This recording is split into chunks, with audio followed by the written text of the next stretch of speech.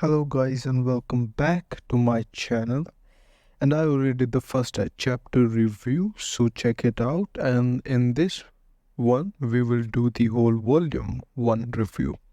The chapter starts with a boy named Black Star hidden in the darkness for a mission. He is an assassin and knows all the laws of assassination, but he has one big weakness.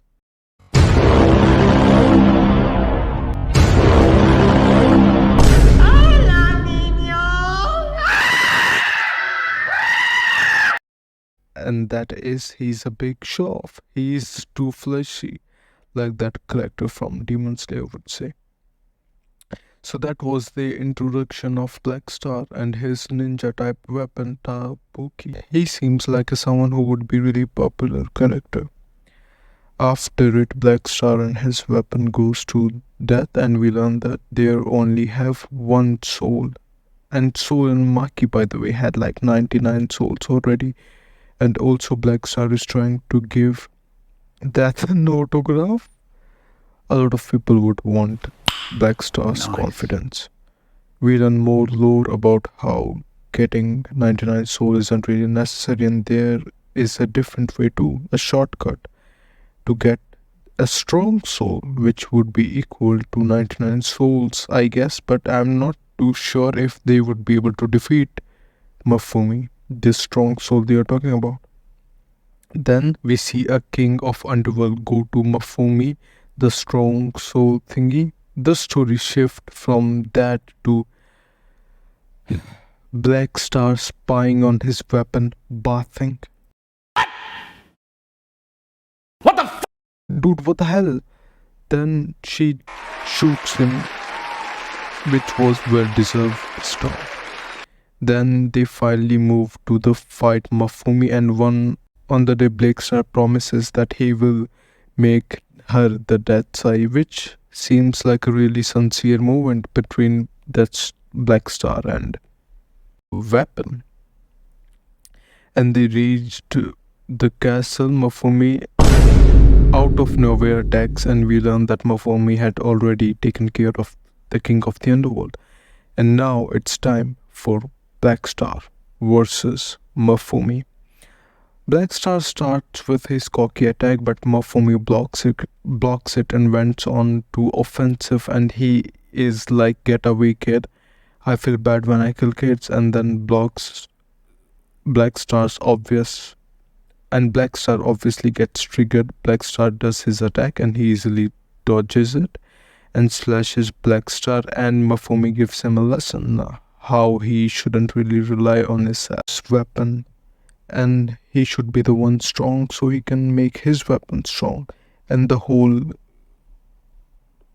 this whole ride seems like a growth point for Black Star, which means we will see Mafumi again. Then Black Star does his I am the star, holy I am throughout heaven and earth.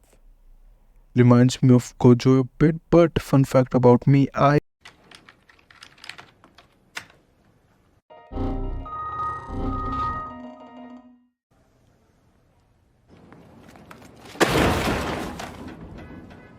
hate Gojo.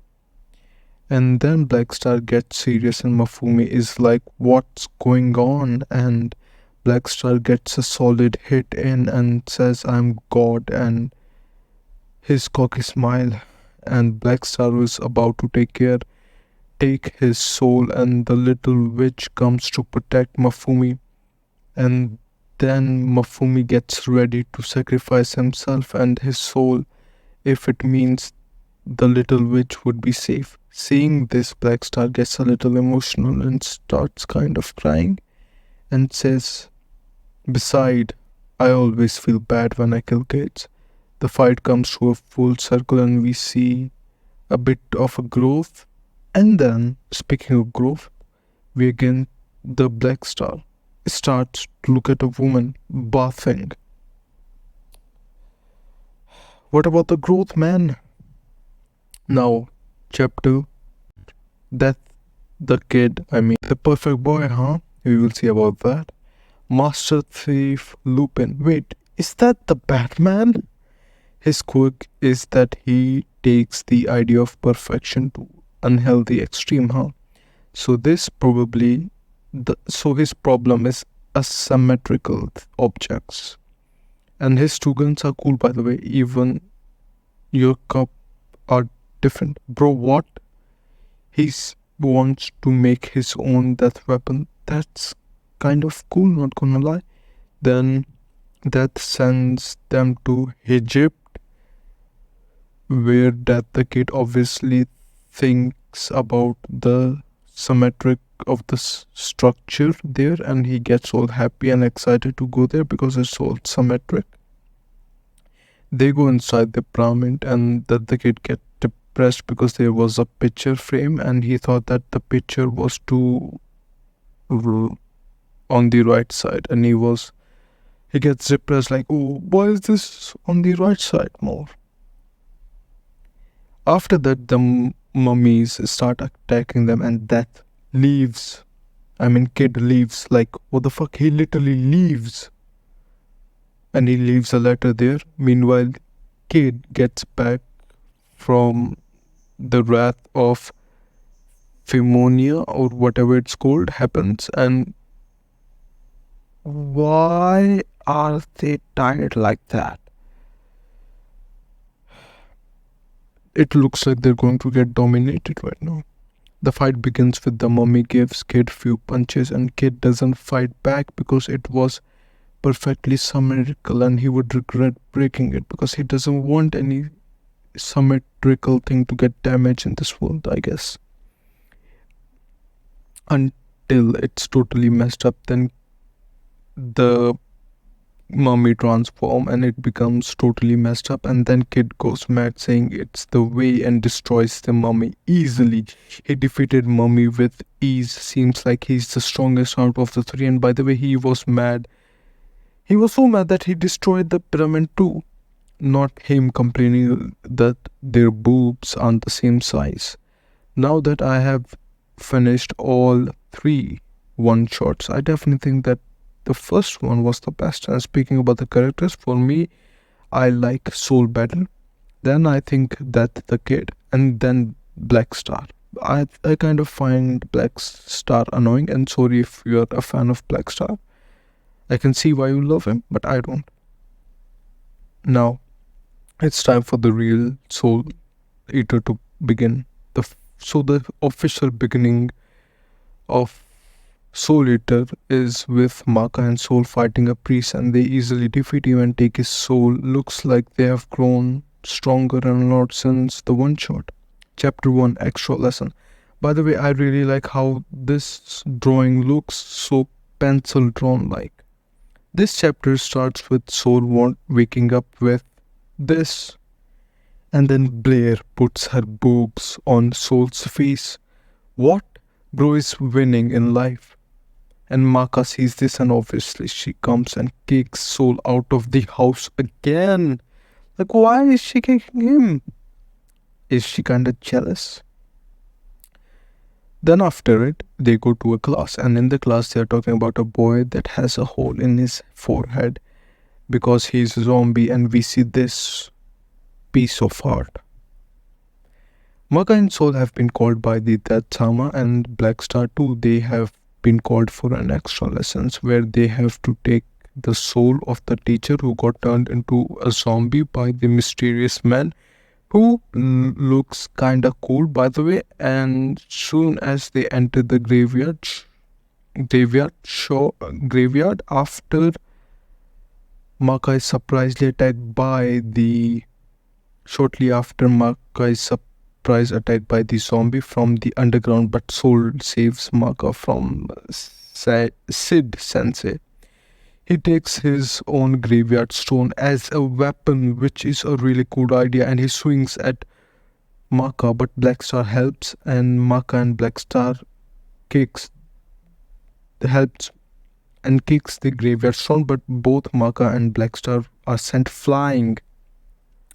When Sid was alive, he was the highest ranking 3rd star technician, by the way, and then next chapter starts with Markov.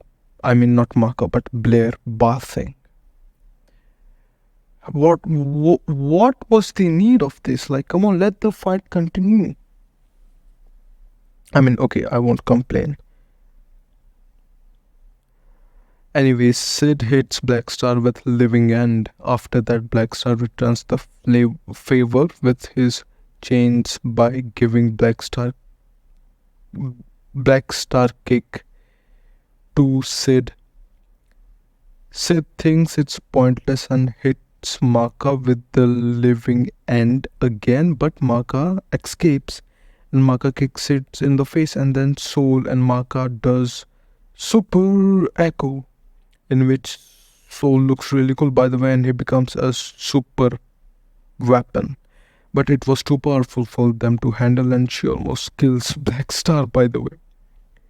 Then Maka is like, who needs a super weapon? And she hits it, but he disappears and then comes out of the ground and attacks Maka. Then Black Star's weapon realizes that Sid is using assassination technique, and hearing this, obviously the knucklehead wasn't happy, and he was like, we don't need two assassins, I stand alone. Then he sets up a trap and Sid's fall for it, and Maka too, by the way. Then they try to ignore it, like they try to ask him questions about who turned him and where he is, whoever turned him, but he doesn't answer. So Black Star shows him this, his weapons panties, and then he says that Dr. Stein was the one who turned him into a zombie. And Dr. Stein, like Frankenstein. And Soul tries to do the same with Maka, so he shows Sid Maka's panties, but Sid doesn't answer, and Maka kills all three of the boys, which is kind of funny. Dr. Stein is apparently very strong, and we see him, and he literally has a screw in his head. No. Then he says, no good, I'm bored. He says apparently he was one who tamed the death's strongest weapon. Right now, he was the strongest person to graduate from that school, and then the gang goes to meet him, and we see the next volume thingy, and Black Star is dead and on the ground with Stein, and Stein is like, I will have so much fun taking you apart for scraps, which is a nice cliffhanger to end the volume. So that would be it for today's video, and honestly I really like Stein's character and I really like him already, but right now, and I am really interested in Stein, and right now my favorite character in the series is probably Death in the whole series. I think it ended nicely, and I will see you hopefully in the next volume review, and I hope you will watch it too. Until then, peace and take care. Bye.